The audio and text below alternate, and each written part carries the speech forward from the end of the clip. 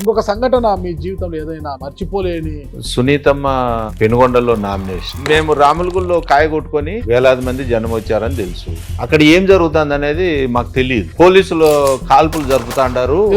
ఎందుకు ఏమనేది తెలియదు. టియర్ గ్యాస్ ఓపెన్ చేసినారు, ముళ్ళ కంచె అడ్డం వేసేసినారు, డ్రమ్ములన్నీ పెట్టేసినారు. మాకు ఆర్డీఓ ఆఫీస్ పోయే దారి లేదు. డోర్ తీసుకొని కిందికి దిగినాను. అగ్గి నిప్పులు పెట్టినట్లుంది కళ్ళలో. నాకు కోపం వచ్చి ఆ డ్రమ్ములన్నీ కాలుతో తన్ని అమ్మ మూర్చొచ్చి పడిపోయింది.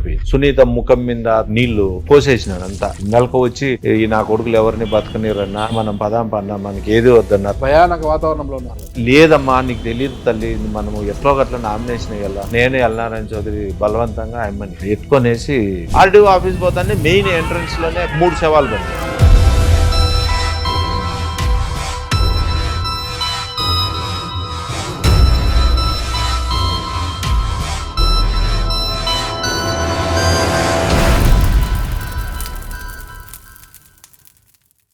మన దేశంలో ఇటీవల జరిపిన అధ్యయనాల ప్రకారము 60 ఏళ్ల పైబడిన వారంతా కూడా మోకాళ్ళ నొప్పులతో బాధపడుతున్నారు. మోకాళ్ళ చిప్పలు అరిగిపోయి శస్త్రచికిత్సలకు వెళ్తున్నారు. అలా శస్త్రచికిత్సకు వెళ్లే వారికి ఎపియాన్ పెయిన్ క్లినిక్ ఒక శుభవార్త అందించింది. ప్లాస్మా థెరపీ ద్వారా ఈ సమస్యకు చెక్ పెడుతోంది. ఈ సమస్యతో బాధపడేవారు కింద కనిపిస్తున్న నంబర్ కు ఫోన్ చేయండి, చికిత్స చేయించుకోండి. నమస్తే సుబ్రహ్మణ్యం గారు. నమస్తే. ఇంకొక సంఘటన మీ జీవితంలో ఏదైనా మీకు మర్చిపోలేని పెద్ద ఘర్షణ వాతావరణం జరిగి ఎవరైనా చనిపోయిన రోజు ఇలాంటివి ఏమైనా ఉన్నాయా? సునీతమ్మ పెనుగొండలో నామినేషన్. అంటే పరిటాల రవీంద్ర గారి మరణం తర్వాత బైపోల్ వచ్చింది.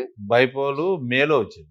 బైపోల్ 2005. ఆ రోజు నామినేషన్ సునీతమ్మ గారు. ఆ ప్రొసెషన్ జరుగుతుంది. ఓకే. టెంపుల్లో రాములగుల్లో నామినేషన్ వేయాలా. సాంప్రదాయం ఏంటంటే రాములగుల్లో మేము పూజలు చేసుకొని కాయ కొట్టుకొని ఆటికి సమీపాన ఉన్న మసీదులో చక్కెర చదివింపులు అంటారు. అక్కడ పోయి మసీదుకు పోయేసి ఆటి నుంచి మేము నామినేషన్ కు ఆర్డీఓ ఆఫీస్ కు పోవాలా. అక్కడ ఏం జరుగుతుంది అనేది మాకు తెలియదు. వేలాది మంది జనం వచ్చారని తెలుసు. మేము రాములగుల్లో కాయ కొట్టుకొని ఒక ఐచర్ వ్యాన్ మీద ప్రొసెషన్ ఉంది. అదంటే ఫైరింగ్ జరుగుతుంది. పోలీసులు కాల్పులు జరుపుతాండారు. ఎందుకు ఏమనేది తెలియదు. అప్పుడు నామినేషన్ వేయాల. అది లాస్ట్ డేట్. ఎటు తిరిగి నామినేషన్ వేద్దాం అనుకుంటే టియర్ గ్యాస్ ఓపెన్ చేశారు. ఈయన X home minister Devendra Goud గారు బుల్లెట్ ప్రూఫ్ కార్ ఏదో అంబాసిడర్ పెట్టిండ్రు.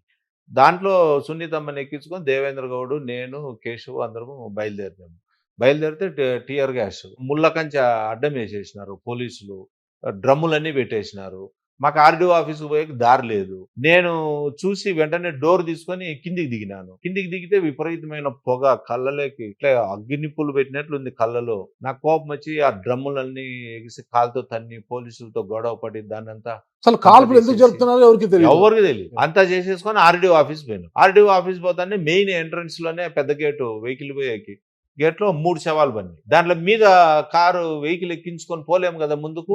మేమంతా దిగిన శవాలు ఎవరనేది కూడా తెలియదు మాకు. అప్పుడు శవాలు పడిపోయినాయి ముందర 3 మగోళ్ళ 3. సునీతమ్మ అన్నా వద్దన్నా, మనం ఊరు వెళ్ళిపోదాము, చంపేస్తారన్నా, ఈ నా కొడుకులు ఎవరిని బతకనిరన్నా, ఎందుకన్నా పిల్లలని చంపేస్తారన్నా, మనకు వద్దన్నా రాజకీయాలు, మనం వెనక్కి వెళ్ళిపోదామన్నా అని చెప్పని బాగా విపరీతంగా ఏడుస్తాను. లేదమ్మా నీకు తెలియదు తల్లి, మనము ఎట్లో గట్ల నామినేషన్ వేయాలా, నువ్వు ఊకే ఒక పేపర్ మీద సంతకం పెట్టు తల్లి. అధికార పార్టీ కాంగ్రెస్ నుంచి పోటీ చేసింది. కాంగ్రెస్ నుంచి అప్పుడు బోయలకి వెళ్ళని శ్రీరాములు అనే అతను ఇచ్చినారు.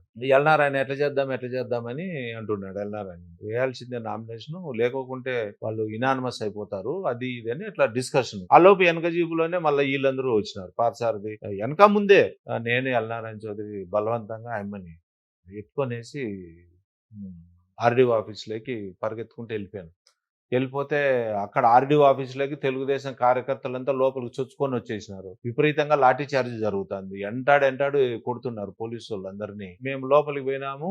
ఈ అమ్మ మూర్చొచ్చి పడిపోయింది సునీత. ఆ బెంచ్ మీద పడుకోబెట్టుకొని ఏం కాదులేమయ్యా, ధైర్యంగా ఉండి, ఏం కాదులే తల్లి అని ఇట్లా కన్విన్స్ చేస్తున్నాం. ఆడ బాటిల్ ఒకటి కనిపిస్తే దాన్ని తీసుకొని సునీత ముఖం మీద తలలోను అంతా నీళ్లు పోసేసినాడు. అంతా మెలకు వచ్చి వద్దన్నా మనం పదాం పన్నా మనకి ఏది వద్దన్నా భయానక రాజకీయాలే వాతావరణంలో వద్దన్నా. ఉన్నారు. రాజకీయాలే వద్దన్నా మనం వెళ్ళిపోదామన్నా బాగా గట్టిగా చేస్తా అంటే ఇంకా అప్పుడు కూడా సార్ ఫోన్ చేశాడు, సుబ్బు నువ్వు ఏం చేస్తావు నాకు తెలియదు, వాడు ఇనానిమస్ చేసుకోవాలని ట్రై చేస్తారు వాళ్ళు, నువ్వు సంతకం పెట్టించేసి నామినేషన్ ఇవ్వాలా, ఎట్లా ఏ విధంగా చేస్తావో తెలియదు, నామినేషన్ అయితే ఖచ్చితంగా వేయాలి చూడు, లేదంటే ఏదో ఒకటి స్క్రూట్నీలో ముందేసిన నామినేషన్ లేదన్నా పేపర్ తక్కువ ఉందని క్యాన్సిల్ చేసేసి ఇనానిమస్ చేసుకుంటారంటే క్వశ్చనే లేదులే సార్, సునీతమ్మతో నామినేషన్ వేపిస్తాము అని చెప్పి నేను లాస్ట్ గా అతి కష్టం మీద నామినేషన్. మరి అప్పుడు ఆడ పోలీస్ కాల్పుల్లో ఒక ఏఎస్ఐ చనిపోయారు కదా, ఏఎస్ఐ చనిపోయాడు. ఆ ఏఎస్ఐ కేసు అది కూడా మాకు తెలియదు, ఆ. ఆ ఏఎస్ఐ చనిపోయేది కూడా మాకు తెలియదు. 6 మంది తెలుగుదేశం కార్యకర్తలు చనిపోయినారు, ఏఎస్ఐ చనిపోయాడు. 5 మంది తెలుగుదేశం వాళ్ళు ఏఎస్ఐ లేదంటే 6 ఒకటే అనేది. ఏఎస్ఐ మర్డర్ కేసులో నన్ను మొదటి ముద్దాయికి పెట్టారు. మీకెందుకు మిమ్మల్ని ఎందుకు పెట్టారు? అసలు నాకు సంబంధమే లేదు, ఆ ఏఎస్ఐ ఎవరో కూడా నాకు తెలియదు. ఏం పేరు ఆయన పేరు? ఆయన పేరు కుల్లాయిపా అని, దూదేకులు కుల్లాయిపా అని. యాక్చువల్గా మళ్ళీ నాకు తెలిసింది ఏంటంటే ఆయన బాగా డ్రింక్ హ్యాబిట్ ఉంది, బాగా బక్కబక్క ఉంటాడు, రోడ్డు మీద డ్యూటీకి వేసినారంట.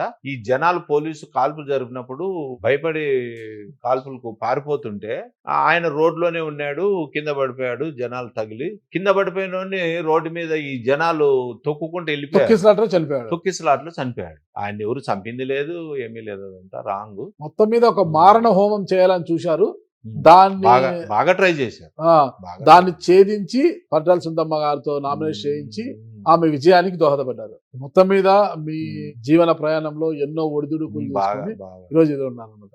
ఓకే సుబ్రహ్మణ్యం గారు, థ్యాంక్ యూ.